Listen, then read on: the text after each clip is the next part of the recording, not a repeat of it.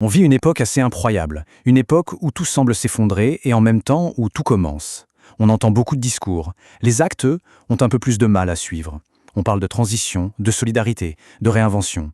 Mais sur le terrain, celles et ceux qui veulent vraiment bâtir un autre monde, ils le font souvent seuls, à bout de souffle et dans le silence. Alors il faut peut-être juste se souvenir de ceci. Il n'est pas trop tard pour naître. Regardez cette image, on y voit bien cette tension. D'un côté, la rigidité, le côté industriel des containers, qui sont un peu les symboles d'un monde qui s'épuise. Et de l'autre, la grâce, la vie, la possibilité d'un envol. C'est précisément là, dans cette fissure entre un monde qui meurt et un autre qui est en train de naître, que notre projet prend racine. Tout a commencé avec quelque chose de très simple, l'observation d'un objet, devenu l'unité de mesure de notre commerce mondial, un container abandonné, cabossé, rouillé, oublié. Ce container, il a une histoire. Il a transporté nos biens, nos ambitions, nos projets à travers les océans. Mais aujourd'hui, alors que le commerce mondial commence à se réorganiser, à se relocaliser, son rôle de moteur s'essouffle. Il est là, un peu comme le vestige d'une époque révolue. Et ce qui est fascinant, c'est que ce vide n'était pas seulement matériel. J'ai vraiment vu le reflet de nos sociétés fatiguées. Le miroir de tous ces bâtisseurs d'avenir qui entreprennent seuls, sans aucun soutien, et qui finissent par s'épuiser. Mais que se passe-t-il si on change de regard ? Si au lieu de voir un simple déchet, on voyait une toile ? Ça, c'est toute la leçon de l'artiste J.R. Regardez, à gauche, on a le réel, brut, des milliers de boîtes anonymes empilées. Et à droite, c'est le même objet, mais transformé par l'art, qui insuffle de la poésie, de l'humanité. J.R. il nous a montré que ces géants d'acier pouvaient devenir des supports pour raconter des histoires, pour montrer des visages. Avec son projet Women Are Heroes, il a collé des portraits de femmes sur les trains au Kenya, sur les murs des favelas au Brésil. Son but, c'était de rendre hommage à celles qui sont le pilier de nos sociétés, mais qui restent trop souvent dans l'ombre.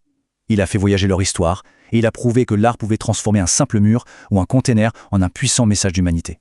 C'est donc avec ce tout nouveau regard que nous sommes retournés vers notre container abandonné. On était inspirés par cette idée folle qu'on peut redonner vie et dignité à ce qui a été oublié. Et c'est là que tout a changé. Au lieu de le jeter, on l'a réanimé. Et de ce simple geste est née l'idée de Box Oasis. Pas seulement recycler un objet, non, le transformer en une base vivante, en un refuge pour les bâtisseurs. Alors concrètement, Box Oasis, qu'est-ce que c'est ?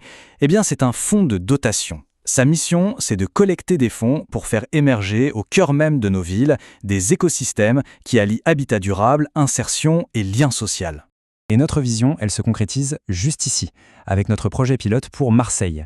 C'est un lieu qui veut répondre à la fois à l'urgence du mal-logement et aux besoins d'insertion des jeunes en transformant l'acte de bâtir en un véritable levier d'émancipation sociale. D'accord, mais comment on passe de l'idée à la réalité ? Notre modèle, il repose sur une fondation vraiment solide, qui s'articule autour de 3 piliers qu'on ne peut pas dissocier. D'abord, le pilier économique. On utilise des outils juridiques pour que nos bâtiments deviennent des communs, c'est-à-dire qu'ils soient protégés de la spéculation immobilière. Ensuite, le sociétal, qui est vraiment au cœur de notre démarche. Nos chantiers sont des écoles qui forment et certifient des jeunes, leur donnant de vraies compétences et un avenir. Et enfin, l'environnemental. On construit avec des matériaux de réemploi, biosourcés, dans une logique 100% circulaire et réversible. Et tout ça, ce n'est pas juste une théorie, c'est déjà une réalité. Le projet Oasis Fertile à Saint-Denis, c'est notre preuve par l'action, notre laboratoire à ciel ouvert. La construction, c'est un acte presque poétique en soi. Tout commence avec ces containers maritimes en fin de vie. Leur tout dernier voyage devient en fait le premier acte de construction d'un lieu commun. Ensuite, on monte une charpente.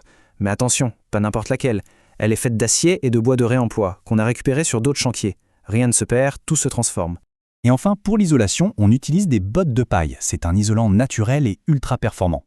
Les murs, eux, sont recouverts d'enduit en terre crue. Au final, on obtient un bâtiment qui est sain, avec une empreinte carbone minimale et qui est même entièrement démontable. Donc vous voyez, au final, Box Oasis, c'est bien plus qu'une simple technique de construction ou qu'un projet immobilier de plus. C'est vraiment une philosophie en action. Ce n'est pas un concept, non, c'est un battement de cœur. C'est une alliance qu'on retrouve entre l'humanité et la matière, entre l'héritage d'un modèle en fin de vie et l'énergie des dynamiques locales, qui, elles, redonnent du sens à nos territoires. Parce qu'on en est convaincu. À chaque fois qu'on redonne vie à une structure oubliée, on rallume une petite lumière en nous. Et c'est de là, précisément, que naîtra le monde dont nous avons tous besoin. Box Oasis, le refuge des bâtisseurs.